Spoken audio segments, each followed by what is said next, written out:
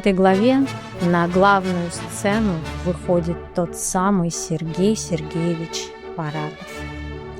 Человек-стихия, человек-расчет, который продает пароходы и покупает судьбы, несмотря на цену.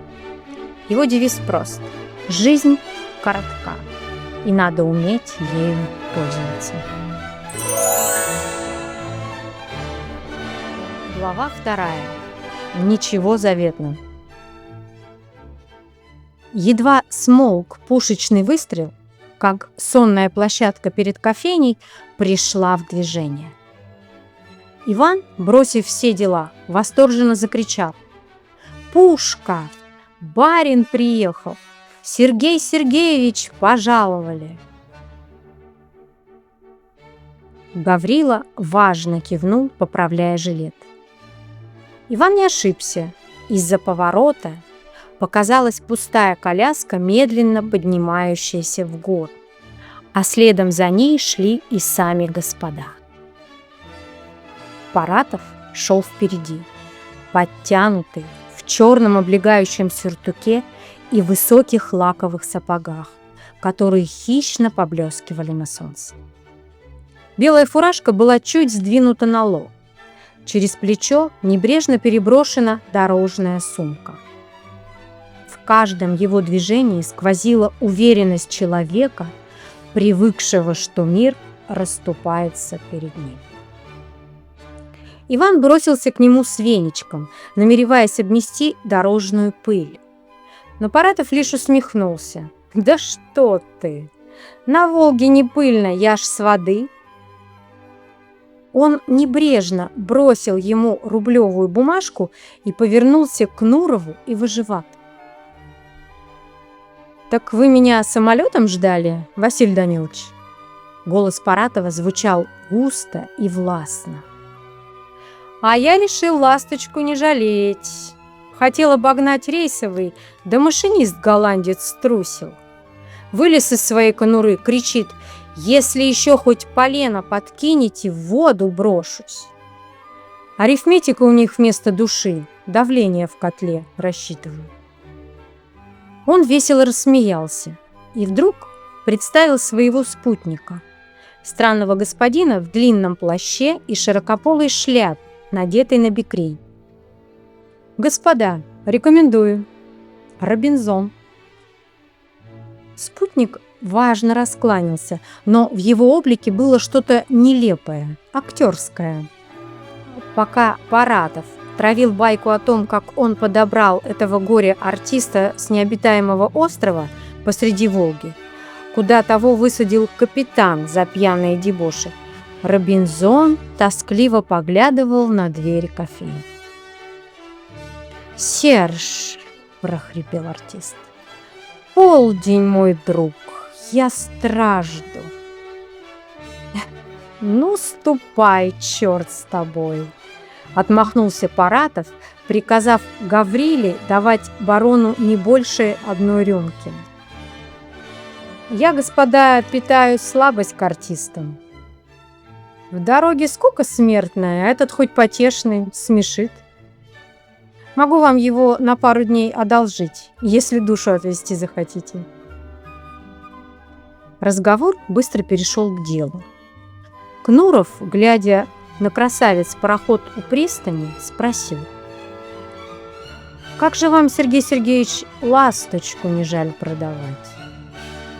Паратов посмотрел на репу холодным, расчетливым взглядом. «Что такое жаль? Я не знаю, Моки Парменович. У меня ничего заветного нет. Найду выгоду, все продам. А сейчас у меня другие расчеты. Я женюсь. Невеста богатая, золотые прииски в приданое дает». Выживатов, понимающе кивнул.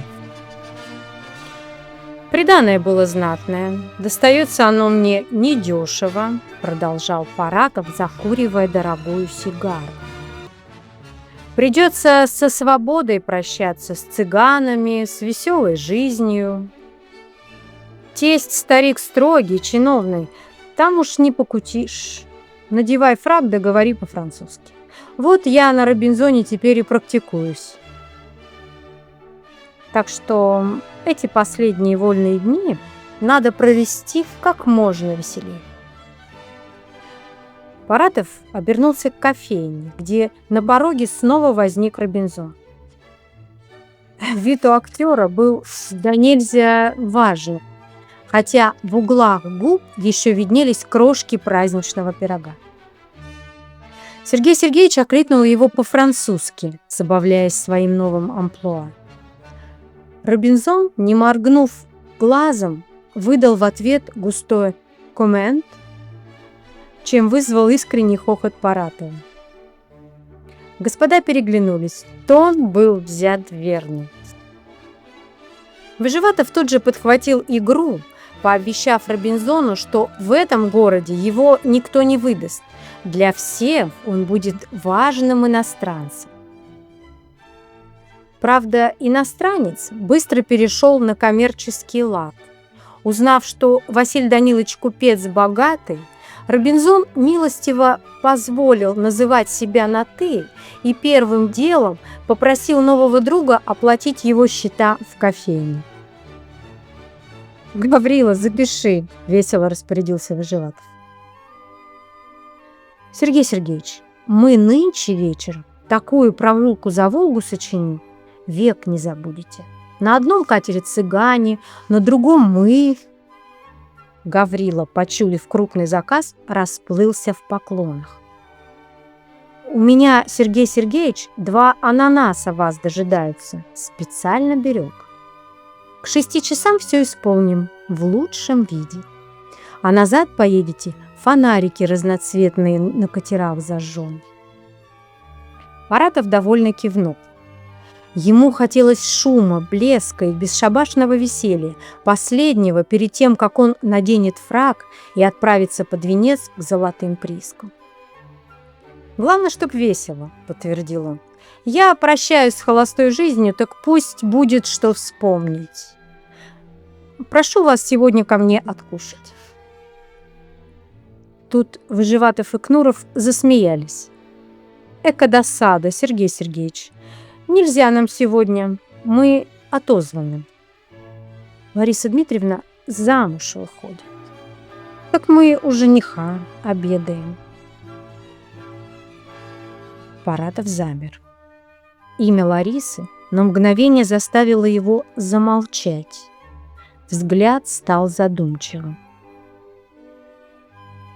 «Лариса выходит замуж?» — повторил он, словно пробуя новость на вкус. «Что ж, бог с ней, это даже к лучшему». Он выпустил густое облако дыма и криво усмехнулся. «Я ведь пред ней виноват, так виноват, что и носа к ним показывать не должен.